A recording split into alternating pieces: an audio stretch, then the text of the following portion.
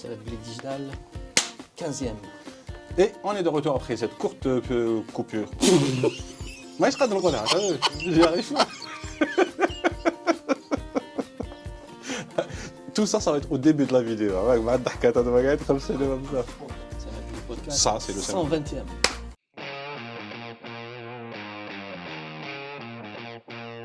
Bonjour à tous et bienvenue dans Samuel Blake Podcast. Aujourd'hui, j'ai un super invité qui est un vieil ami et qui va vous parler de tech, de business et de beaucoup de trucs. Et je vous laisse se présenter. Merci Samuel. Bonjour tout le monde, c'est Roslan Bencharif. Je suis fondateur de la société MPS basée en Algérie et de Roslan Bencharif Consulting qui fait dans le consulting, comme son nom l'indique, basé à Toulouse. Merci à Ruslan d'être venu aujourd'hui. Ça fait un petit moment qu'on ne s'est pas vu et qu'on n'a pas fait de vidéo ensemble. À l'époque, on a fait pas mal. Ouais. Et justement, depuis le temps que je t'embête, on va dire, pour faire des vidéos, tu vas commencer à le faire. Oui, je vais commencer à le faire. C'est prévu incessamment sous peu et ça devrait se faire, Inch'Allah, si tout va bien, à partir de septembre. Inch'Allah. Ça sera surtout orienté, comme je suis maintenant principalement basé en France, ça sera surtout basé pour le public français, mais de toutes les façons, les Algériens sont tous francophones, polyglottes, donc ça touchera qui est intéressé par les sujets que je vais traiter. Et justement, c'est quoi les sujets que tu vas traiter? On va traiter de business, dans les nouvelles technologies, de comment est-ce que les nouvelles technologies peuvent influencer sur le business, mais aussi beaucoup de notions sur le leadership, sur l'intelligence collective, il y a plein de sujets. Je ne pourrais pas te dire de toutes les façons tous les sujets de cas. On ne va pas spoiler ça non plus. Voilà, mais de manière, en gros, l'objectif c'est de pouvoir aider les entrepreneurs et les gens qui ont peur de se lancer à enlever un petit peu de ce brouillard qui les empêche d'y aller, parce que souvent on a peur de ce qu'on ne connaît pas. Et quand on est déjà passé par là, l'objectif est déjà d'essayer de faire profiter les gens de l'expérience par laquelle on est passé et qui est pleine de galères. On va essayer de leur éviter. Ouais. Ils en auront. Mais si ou les ça va les aider un peu à... Moi j'aurais eu ces trucs-là quand j'ai commencé, j'aurais été très content. Je pense que toi aussi. J'étais en train de faire la dernière fois pareil avec une dame avec qui j'étais en train de parler, qui me demandait des conseils et tout. Et imagine une nouvelle entreprise qui se lance et elle veut payer pour du community management. Là, non, tu recrutes. Ça va te coûter beaucoup moins cher. Et la personne que tu recrutes va pouvoir faire beaucoup plus de choses. Parce qu'à la Kebdate, j'ai fait beaucoup de bêtises dans ce genre et ça m'a coûté beaucoup d'argent. J'ai failli fermer ma boîte parce qu'on m'a coûté un fois m'a conseillé. Ouais, non, c'est chaud. Ouais. Effectivement, c'est chaud, mais pour avoir accompagné pas mal de personnes dans le lancement de leur entreprise, dans la structuration de leur business, parce que souvent ils arrivent. En fait, ce qui se passe, c'est que la plupart du temps, les gens ont une idée ou alors ont un savoir-faire, mais ils n'ont que ce savoir-faire. Et donc, ils occultent toutes les compétences qu'il doit y avoir tout autour. Donc, ça part de la compétence de base qui est la gestion de projet. Donc, enchaîner, ordonnancer les tâches et puis commencer à essayer de planifier ce que je dois faire, prioriser ce qui doit être fait. Et en fait, si on ne le fait pas ça comme il faut, forcément ça va avoir un impact sur notre temps, sur l'argent, sur le décalage du moment à partir duquel on va commencer à percevoir quelque chose, à percevoir de l'argent, donc à créer de la valeur pour laquelle les clients acceptent de payer. Et donc l'objectif c'est de pouvoir en fait, souvent ce qui m'arrive, dans 99% je dirais des cas, sans avoir de statistiques réelles, mais c'est très fréquent, c'est que les gens ont tendance à démarrer avec quelque chose de parfait. Ouais, si tu démarres avec quelque chose de parfait, c'est que tu es déjà en retard. Voilà, tu ne démarres jamais, en général. Tu démarres jamais, voilà. C'est pas mieux vaut tard que jamais, c'est as soon as possible. Commence et gère. Dès qu'il y a un minimum de trucs qui est vendable, oui, c'est bon. C'est ça. Ouais. MVP, Minimum Viable Product. Très bien, donc il y a une question qui va sûrement venir, si ce n'est pas déjà venu plusieurs fois. Pourquoi l'Europe et l'Algérie? Alors d'abord, c'est pour des raisons purement personnelles, parce que moi, à l'origine, ce n'était pas du tout dans mes projets de m'installer en Europe. Après, pour des raisons personnelles, j'ai une petite fille en fait qui est malade et qui a fait que j'ai dû me déplacer et que pour elle et pour que justement qu'elle puisse être prise en charge. Et puis j'ai eu la chance de pouvoir l'emmener parce que c'est pas forcément évident pour tout le monde. Donc j'ai eu cette opportunité, je l'ai saisie. Et donc avec ce qui s'est passé ensuite, je me suis retrouvé à deux. Moi je pensais que ça allait se faire de manière temporaire et finalement non. Donc j'ai dû revoir en fait mes plans. Et comme les enfants commencent à grandir, qu'il faut être beaucoup plus présent, qu'il faut s'occuper d'eux, etc. Donc forcément, il a fallu que je revoie mes plans. Et en revoyant mes plans, l'objectif c'était de ne pas, bon moi de toute façon, après m'être lancé dans l'entrepreneuriat, ça fait quand même quoi, 12 ans maintenant, c'est très compliqué de revenir au salariat. En fait non, je ne reviens pas au salariat, next. Du coup, l'objectif c'était de pouvoir en fait fonder une société de mecs, ce qu'il y a de très très bien et de super facile à faire là-bas, c'est que ça te prend une semaine, ça coûte quasiment rien. L'essentiel, c'est que tu commences à travailler le plus vite possible. Et donc tu découvres des choses, et ces choses-là font que tu crées forcément, de par ta culture, de par ce que tu connais, de par ton réseau, de par ce que tu maîtrises, ben forcément tu vas créer des liens avec les éléments que tu maîtrises le plus. Donc forcément créer des connexions entre les deux rives est quelque chose qui m'a paru tout à fait naturel. Et puis comme en plus de ça, ça nous permet de promouvoir les compétences algériennes, puisqu'on ne bénéficie pas forcément d'une image qui est reluisante. Il faut dire qu'on n'est pas forcément marketé comme voilà, il faut. on ne dispose pas d'image. Exactement. Si on se compare juste à nos voisins de l'Est et de l'Ouest, je veux dire, tu parles aux gens, on est le pays le plus grand d'Afrique, mais quand tu dis Algérie, souvent tu dois dire c'est le pays qui a entre la Tunisie. Et pourtant, je veux dire, en termes de taille, je pense qu'on peut les... Taille de taille, en termes d'histoire, de culture, de plein de trucs. Et donc objectivement, on a cette... après, tu sais, nous, on est surtout connus là-bas pour le One Two Three de l'Algérie. Ça s'arrête là. Et souvent si c'était que ça va. Ouais, mais c'est souvent associé à un truc qui est forcément plus ou moins péjoratif. Donc l'objectif, c'est de pouvoir vraiment redorer le blason de tout ça et de montrer que c'est pas forcément ce que les gens pensent. Et que s'ils voulaient se donner un petit peu la peine... Alors, les gens se donnent beaucoup la peine. Hein. Je veux dire, quand ils rencontrent quelqu'un qui est là, qui est capable de leur parler de ce que c'est, ils sont... Ah oui, c'est génial. Voilà, le nombre de personnes qui veulent venir maintenant visiter l'Algérie. Ça m'a été qui te l'a rappelé visa, oui. C'est pas... Mais voilà, pour répondre à ta question, c'est là-bas comme mes équipes sont ici, donc, et que moi je suis là-bas et que moi je ne suis pas foutu d'aligner deux lignes de code l'une en dessous de l'autre, donc forcément.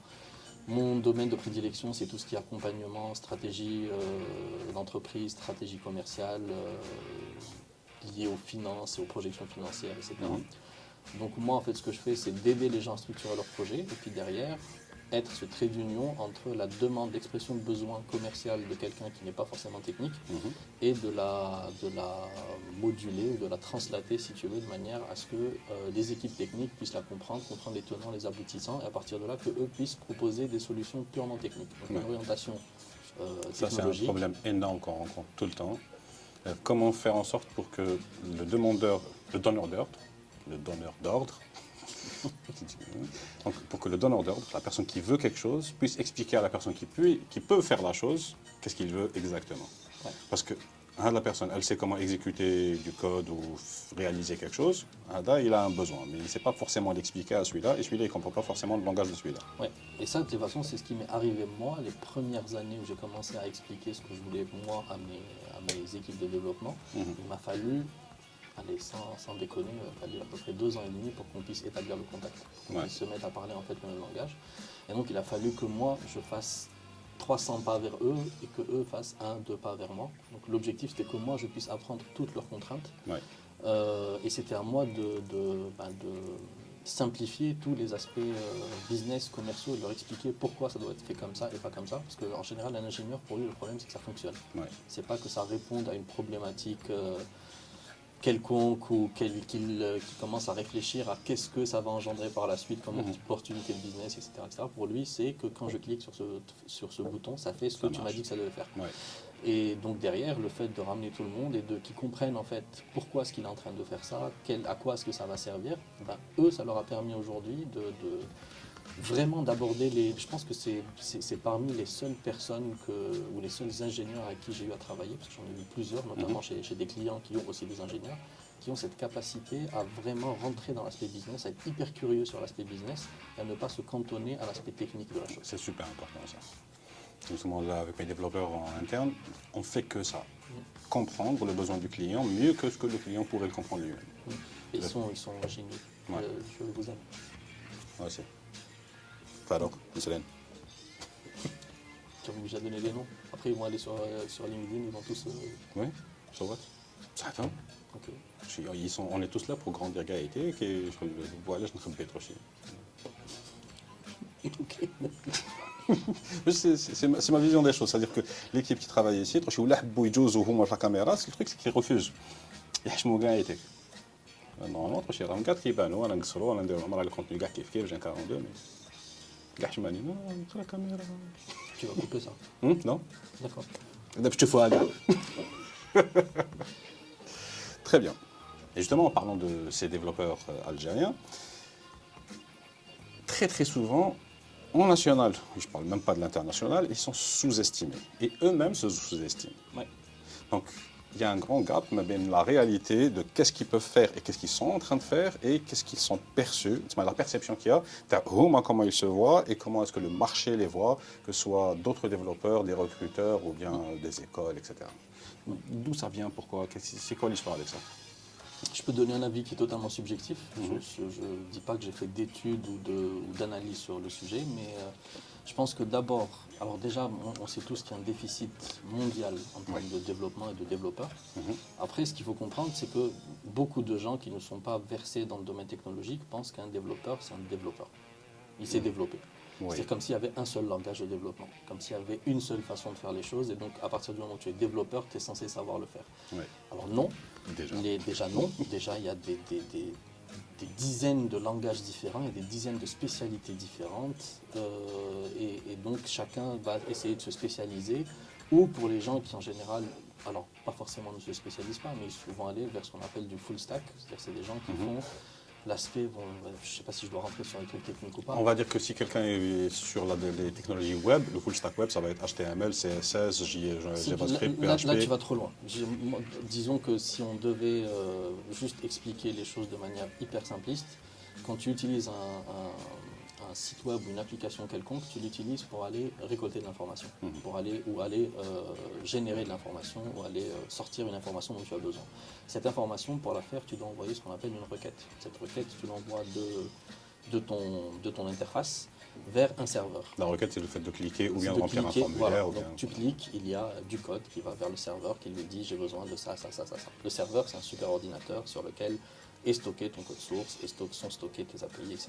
et qui, elles, vont recevoir cette requête, aller chercher dans la base de données les données dont tu as besoin, les travailler en fonction de la forme pour laquelle ils ont été étudiés, et puis qui vont te les renvoyer sous une certaine forme. Donc quand tu es développeur, tu vas avoir des développeurs qui vont travailler sur tout l'aspect serveur, mais sur tout l'aspect recueil des requêtes et traitement des requêtes et structuration des bases de données. Et tu as d'autres développeurs qui vont travailler sur le front-end, qui eux vont travailler sur tout l'aspect interfaçage.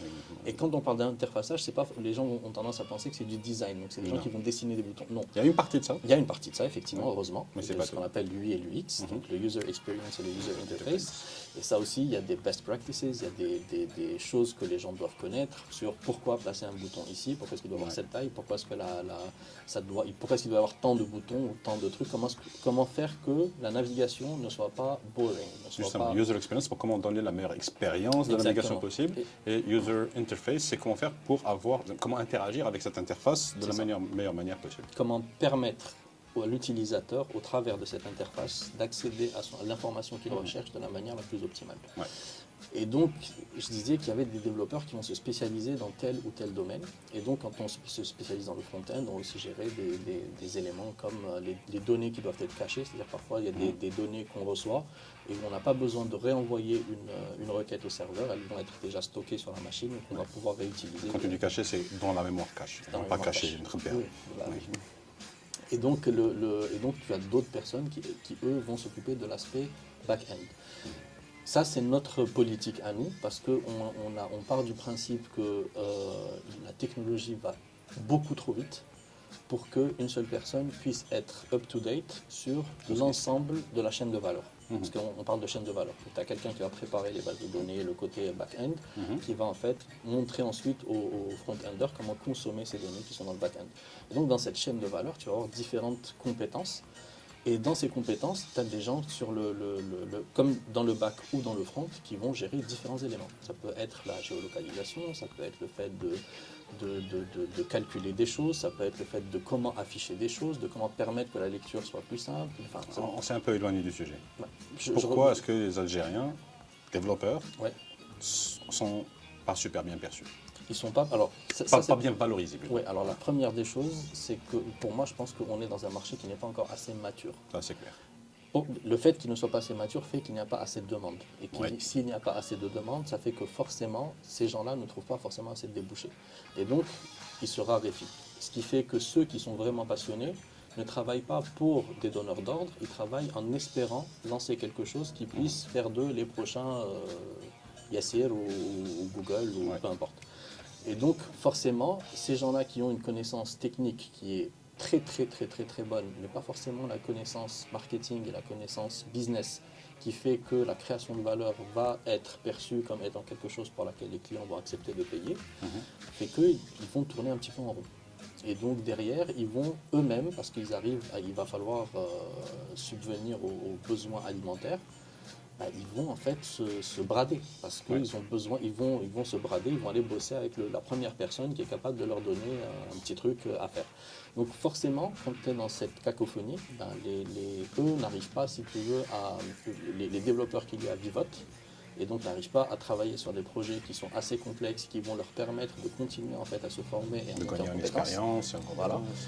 Donc ça, c'est le premier élément, c'est un élément macroéconomique, donc le marché qui n'est pas mature, et donc forcément, ça engendre plein de choses.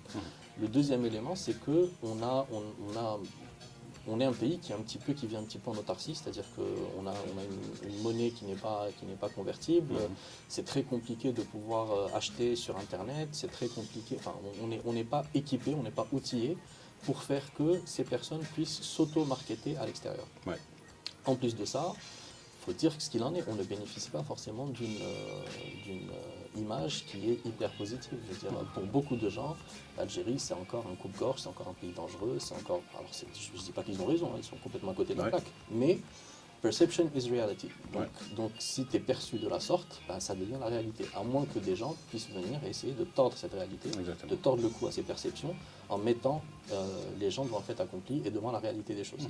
Ce qu'il y a, les choses sur lesquelles moi je travaille, disons le plus, c'est que, d'abord, on est capable d'être sur le volet qualité, je pense que c'est même pas la peine d'en parler, on est parfois même meilleur parce que nos ingénieurs viennent d'un environnement où ils sont obligés de penser à un système D. Donc leur capacité d'innover, leur capacité à proposer des solutions, d'être des forces de proposition est très élevée par rapport à des ingénieurs qui ont toujours évolué dans un environnement aseptisé où tout est à sa place. Exactement.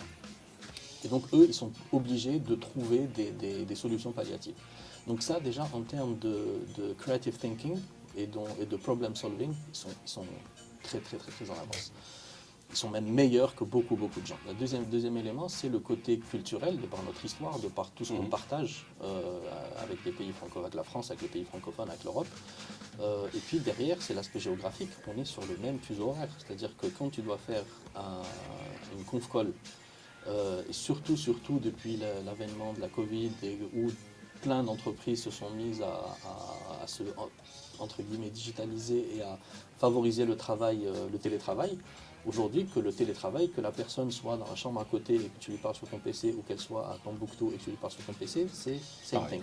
Donc maintenant, ce qui va être différent, c'est que les sociétés européennes qui ont besoin de faire des économies, qui vont en général se tourner vers des pays comme l'Inde, comme le Pakistan, vont se retrouver à devoir travailler avec des pays qui n'ont pas la même culture, qui ne parlent pas la même langue, même s'ils sont anglophones, l'anglais, le pakistanais. Qui sont sur un fuseau horaire qui est à l'autre bout du monde. Exactement. Donc, moi, je connais des gens qui devaient se réveiller à 2h du mat ou à 3h du mat pour faire une conf call matinale pour les ingénieurs indiens. Et donc, c'était compliqué. Et puis surtout, quand il y a un conflit, va les trouver, toi, en Inde. Je veux dire, donc, il y a plein de commodités qu'on est susceptible d'offrir, qu'on est susceptible de proposer, qui sont beaucoup plus convenientes.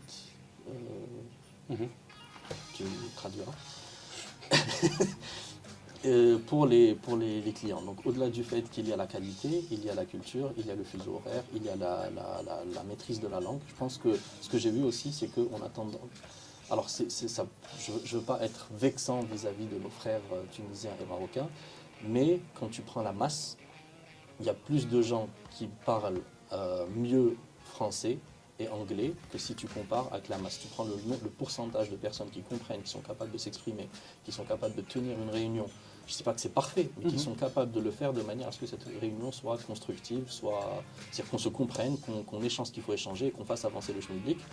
On a une meilleure maîtrise par rapport à nos voisins. Pourtant, c'est vers nos voisins que la plupart du temps, les clients se dirigent. Donc, Ouais. voilà, l'un dans l'autre, je ne sais pas si j'ai réussi à répondre à la question parce que le sujet est vraiment, vraiment, vraiment vaste. Mais pour résumer, je pense qu'il y a une problématique macroéconomique du fait que le marché algérien n'est pas assez mature et n'est pas assez digitalisé pour permettre au contingent de développeurs de se développer, de grandir. Il y a plein d'autres choses dont on a parlé tout à l'heure, mais sinon on va prendre 6 heures. Et puis le deuxième élément, c'est de cette image qu'on a, c'est de ce fantasme qu'on a que l'Algérie, en fait, que l'Algérien n'est pas sérieux, que l'Algérien n'est pas bon, que l'Algérien n'est pas, que l'Algérien est un gueulard, que l'Algérien, ce qui n'est pas forcément faux, mais faut pas le chercher. Après, si t'es sympa avec lui, il te donne sa chose. Donc voilà, moi c'est cette culture qui fait que j'adore mon pays, que je me sens bien chez moi, que j'adore la manière qu'on a d'échanger, cette générosité qu'on a dans l'effort, quand on se lance dans quelque chose, on le fait à fond. Et puis voilà, c'est pour moi, du moins, c'est l'analyse subjective que je fais de la question que tu m'as posée. Ouais, Afouane, très bien. Donc maintenant, on sait pourquoi et comment est-ce que des développeurs algériens n'arrivent pas à rehausser leur image nationalement ou internationalement, à cause de tout ce que tu as dit. Mais justement, maintenant, toi, dans ton entreprise, quel est ton rôle, vu qu'apparemment, tu ne sais pas coder pour sauver ta vie? Alors, c'est pas. Je viens de traduire un truc en anglais directement. You cannot code to save your life. Ça, c'est une expression qui est très américaine, mais en français, ça n'a aucun sens. J'espère que je vais jamais faire ça pour sauver my life, comme tu dis. Ouais. Non, mais ça, j'appelle l'équipe. Je dis, sauveront my life. Oui, mais si je te mets un flingue sur la tête, je te dis maintenant tu codes. T'es foutu. Bon, ça c'est une autre histoire. Alors mon rôle dans l'entreprise, c'est de couvrir ou d'aider les gens à structurer leurs projets de manière à ce que vraiment ils aboutissent. Pourquoi? Parce que quand on parle du code ou du développement, c'est vraiment les 10% d'iceberg qui sont au-dessus du niveau de la mer. Tu as 90% de travail qui se fait en fait en amont et qui va régler certaines des problématiques qu'on a évoquées. Exemple, le fait qu'un donneur d'ordre, s'il n'est pas technique, s'il n'est pas DSI, c'est-à-dire si ce n'est pas une société qui est déjà structurée, qui fait déjà du développement, qui a juste besoin d'un contingent pour venir renforcer un projet quelconque, donc elle est capable de sortir un cahier des charges, de donner des tâches qui sont hyper claires, etc. Et tout. Ça, ce n'est pas forcément les clients que nous on vise. Parce qu'on ne fait pas systématiquement, on n'est pas spécialisé dans la mise à disposition de ressources, bien qu'on puisse le faire. Ce qu'il y a, c'est que quand tu as des clients qui viennent et qui veulent digitaliser un processus quelconque, ou qui veulent lancer un applicatif quelconque, ou qui ont une idée et qui pensent qu'ils peuvent la réaliser au travers d'un applicatif web ou mobile, ils vont venir, ils vont expliquer leur idée. Et donc, ils vont expliquer leurs problématiques, ils vont expliquer leur idée. Et le plus souvent, ce qu'ils vont te dire, c'est voilà comment je vois la chose, voilà ce que doit faire l'interface, etc., etc. Mais ils n'ont aucune idée de ce qu'il y a derrière. Donc, ils n'ont aucune idée de l'aspect back-end, de pourquoi est-ce qu'ils ont besoin de ci ou de ça, quel est le taux d'utilisation que vont en faire. Enfin, ils vont te parler de features, donc d'options, mais ils ne connaissent pas. Pour eux, disons que la plupart du temps, l'exposé part de notions qui sont totalement subjectives. C'est ce que pense la personne qu'elle devrait faire. Et donc, alors que ce n'est pas forcément la meilleure solution, la meilleure façon pour approcher ou aborder ce projet. Alors en fait, moi, mon rôle, c'est vraiment de faire un deep dive dans le business. Donc d'aller chercher, de poser des questions, les questions qui fâchent. C'est-à-dire, est-ce que vous avez fait une étude de marché? C'est destiné à qui? Il y en a combien? À combien est-ce que vous comptez le vendre? C'est quoi votre business model? Comment est-ce que vous comptez sortir de l'argent par rapport à ça? Pourquoi est-ce que vous pensez que ça va être fait ou ça va pas être fait? Et souvent, je viens aussi pour parfois empêcher les gens de fantasmer, parce que moi j'ai eu des gens qui m'ont dit ouais, Google comment ça s'appelle là? Google Maps est capable de te donner la meilleure route. Moi, je veux lancer un truc de distribution et je veux un algorithme qui utilise comme Google Maps et qui me dit par qui je dois aller, c'est quoi le truc en temps réel, etc. etc. Oui. Ça s'appelle utiliser l'API de Google Maps. Alors oui, mais même Google Maps aujourd'hui n'est pas forcément le meilleur, on est d'accord. Voilà, n'est pas forcément capable de faire déjà, ça. avec la puissance de computation et toutes les données qu'ils ont, il vaut mieux utiliser Tahan pour commencer. C'est ça. Donc je leur dis, en fait, Google, ils ont à peu près des villes où il y a des serveurs, ce qu'on appelle des fermes de serveurs, qui sont capables de traiter toutes ces données, etc., qui coûtent des centaines de millions, voire peut-être des milliards de dollars. si vous avez Sans l'argent. parler de la gestion et de l'énergie que ça consomme, de la refroidissement. Voilà. Pour revenir à mon rôle, à moi, On ne va mon pas essayer rôle, d'être c'est Google. Hein. Voilà. Donc moi, mon rôle, c'est d'abord d'essayer de dimensionner le projet par rapport à leurs ambitions, de manière à ce qu'ils continuent à servir leurs ambitions, mais en prenant en considération toutes leurs contraintes. Et les contraintes que je traite sont de trois natures. C'est mon choix de traiter. Il y en a plein d'autres des contraintes, mais je focalise principalement sur trois contraintes. Elles sont de trois natures. La première, c'est bien évidemment, ce que je disais, c'est la maturité de la personne par rapport à l'aspect technologique. Qu'est-ce qu'elle sait du côté technologique, qu'est-ce qu'elle sait de comment est-ce que les choses se font, tout ce dont on est en train de parler, ou alors de l'utilisation, c'est-à-dire est-ce qu'elle a l'habitude d'utiliser, est-ce qu'elle est à l'aise avec tout ce qui est applicatif, est-ce qu'elle est à l'aise avec des trucs de configuration, des trucs comme ça. Donc ça, c'est le premier des éléments, parce que ça va conditionner toute la manière dont on va communiquer, dont on va échanger. Ouais. Et ça va forcément conditionner le temps que je vais devoir passer avec tel ou tel client. Les deux autres contraintes, c'est la contrainte de temps. Donc est-ce qu'il a un time to market? Est-ce qu'il doit arriver avec ces trucs avant une certaine date pour faire que ça fonctionne ou pas? Donc à partir de là, on commence à voir si c'est faisable ou pas. Et le troisième, bien sûr, c'est les contraintes budgétaires. Parce que le nombre de personnes qui viennent te dire combien coûte une application, ou tu es tenté de leur dire combien de kilos, voilà, c'est assez compliqué. J'ai donné cet exemple hier. Est-ce que c'est une application qui fait Hello World, genre qui a fait juste ça, ou bien est-ce que tu veux Google Maps ou Facebook ou un truc du genre? On est d'accord que c'est entre une planche par terre et Château Disney. Écoute, moi, l'exemple que je donne toujours, c'est comme si tu allais chez quelqu'un, tu lui dis combien coûte une maison. Ouais. C'est ça, planche à flard, Voilà. Château Disney. Après, c'est quoi ta maison? C'est un studio, Voilà. c'est quoi? 25 étages sous-sol Voilà, ou donc c'est combien coûte gratte-ciel. une maison? C'est exactement pareil. Quand les gens vont te dire combien coûte une application, c'est exactement comme quelqu'un qui vient te dire combien coûte une maison. Ouais. Donc si tu ne sais pas ce qu'il attend, ce qu'il y a dans sa maison ou ce qu'il y a dans son application, ça va être compliqué. La problématique, c'est que c'est plus facile de décrire ce qu'on a envie d'avoir dans une maison que de ce qu'on a envie d'avoir ou ce qu'on a besoin d'avoir dans une application. Ouais. Donc là, mon rôle, en fait, c'est là que mon rôle arrive. Et quand je dis mon rôle, c'est sur l'aspect business. J'ai aussi Tahar avec moi et l'équipe qui, eux, vont venir et compléter tout l'aspect technique sur la faisabilité, la non-faisabilité, les choses qui doivent être développées, les choses sur lesquelles il y a des choses qui existent et qu'on peut éventuellement exploiter. Par exemple, tu as besoin de lancer un truc avec une visio, tu ne vas pas développer un système de visio. Tu vas aller prendre un truc de visio que tu vas intégrer dans la solution que tu vas faire. Et donc voilà, la problématique, enfin, moi j'interviens sur toute la structuration du projet et puis lui dire, pour faire votre projet, ça va prendre tant de temps, il va falloir tant de ressources, ça va vous coûter tant. Parfait. On revient dans quelques minutes. A few moments later. On est de retour après cette courte coupure publicitaire sponsorisée par nous-mêmes et par Jamaat Al-Ansar. Regardez comme ça, encore une fois, je vais vous citer à chaque fois.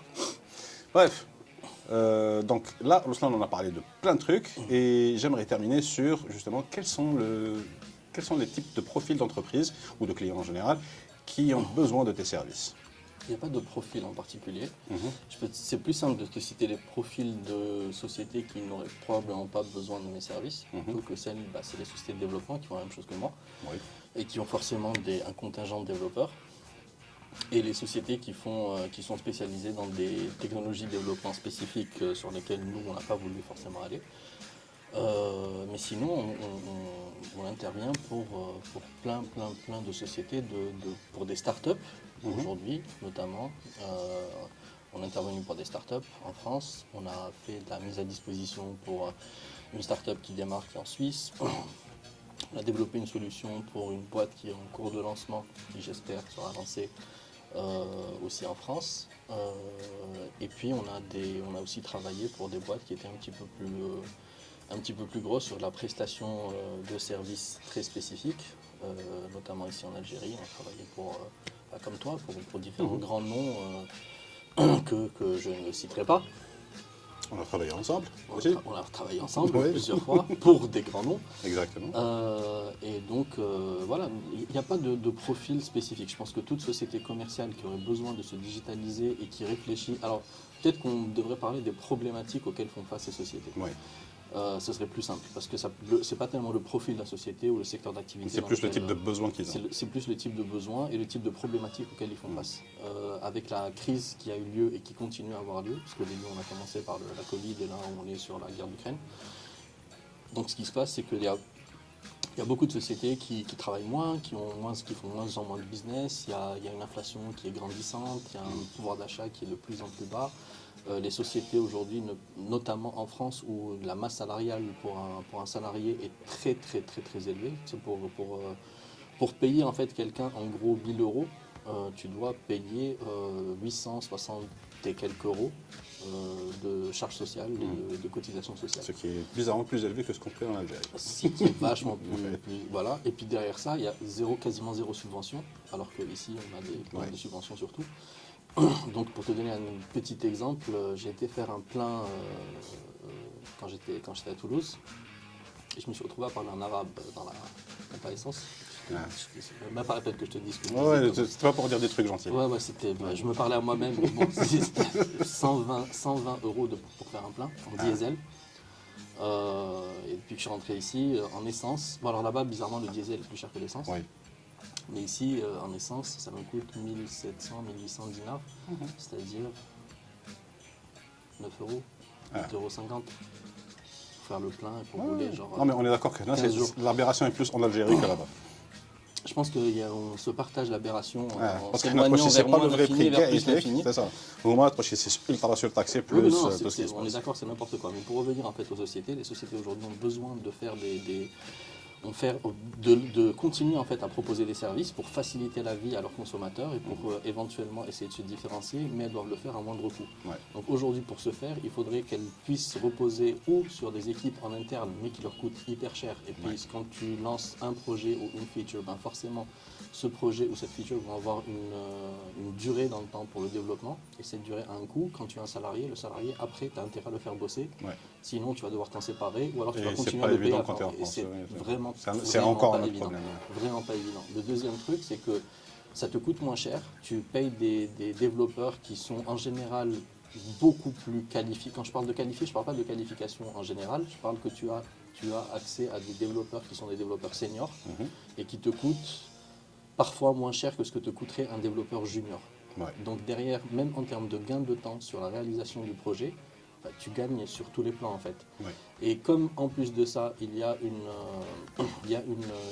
interface, une boîte qui est de droit français qui peut te facturer pour pouvoir ensuite bénéficier d'un certain nombre de facilités, notamment logistique, légale. Même pour les paiements, pour je veux dire, voilà, c'est très très simple, tu fais un virement, ça se fait hyper simplement. Et nous en fait on gère tout l'aspect gestion de projet en plus, c'est-à-dire que c'est pas comme si tu prenais uniquement des ressources. Nous on est là pour t'accompagner, pour t'aider à réaliser le projet, pour t'aider, te conseiller sur les technos que tu dois utiliser, sur peut-être que des features tu devrais les décaler à plus tard, sur comment en fait dimensionner ton MVP pour garder l'essence de ce que tu as envie d'offrir à tes clients, mais sans pour autant te ruiner et sans pour autant décaler la période où tu vas pouvoir tester ton produit sur le marché. Donc notre objectif, c'est de faire le plus vite possible et le plus valuable possible et de mettre ça sur le marché pour voir si ça fonctionne ou pas en minimisant ton risque, parce que plus tu vas prendre de temps, plus tu vas mettre d'argent. Et donc si ça ne fonctionne pas derrière, tout ça en fait...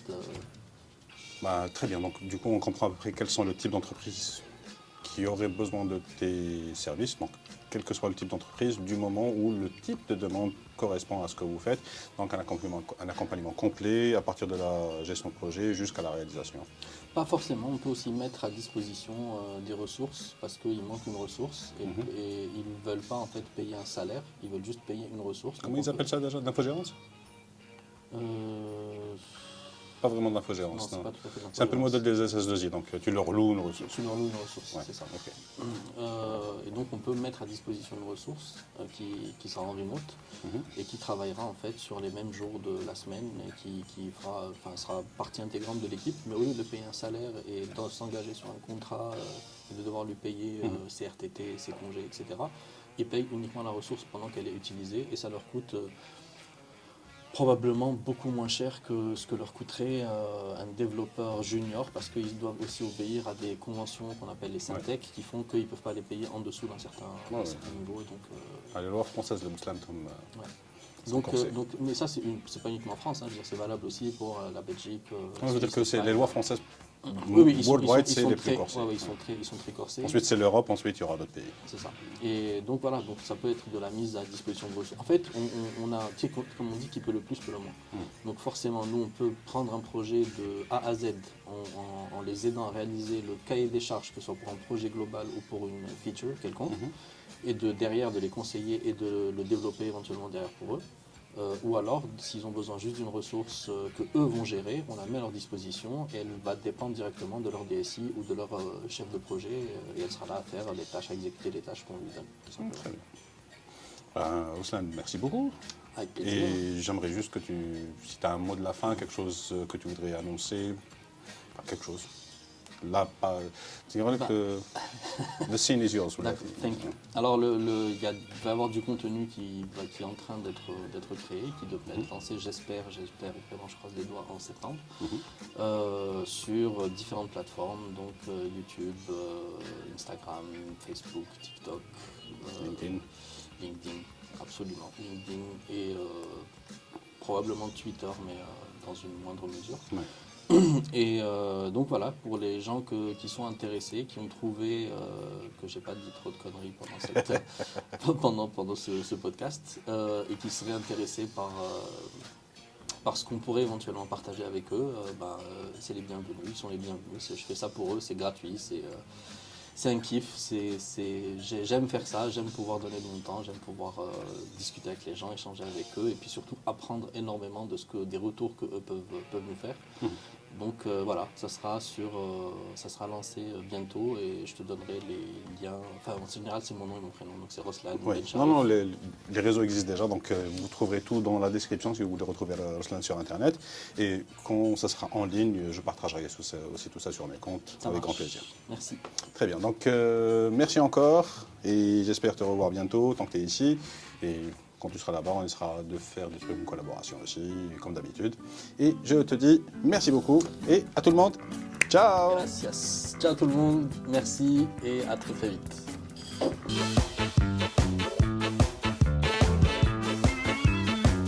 3, 2, 1. Non, 3, 2, 1. On est de retour après cette courte pub. Ah oui. 3, 2, 1. Et on est de retour après cette courte pub. Non, cette courte coupure. J'arrive pas à le dire. 3, 2, 1. Et on est de retour après cette courte coupure publicitaire, sponsorisée par nous-mêmes et Lancège. Comme ça, Lanad. Coupe ça. Non, je le dis tout le temps. Gars, les podcasts avec le parce que grâce à Lancège, j'ai le matos qui est autour de moi. Enfin, à part le dossier comme un, mais Sauf que voilà, ça pour s'appelle rappel. Lancège. Lanad, oui. Mais باش الناس يفهموا شوي. Voilà. يعطيك مساحة. سيرتو ليكيب تاع بوزريعة عادل. Donc, mais qui n'est plus là, pas عادل. علاش؟ Pourquoi ça te dérange؟ ما تحبش لونساج، عندك مشكل معاهم. باسكو ما درتش بروجي لونساج انت. Vas-y, 3, 2, garde ça. ouais. 3, 2, 1.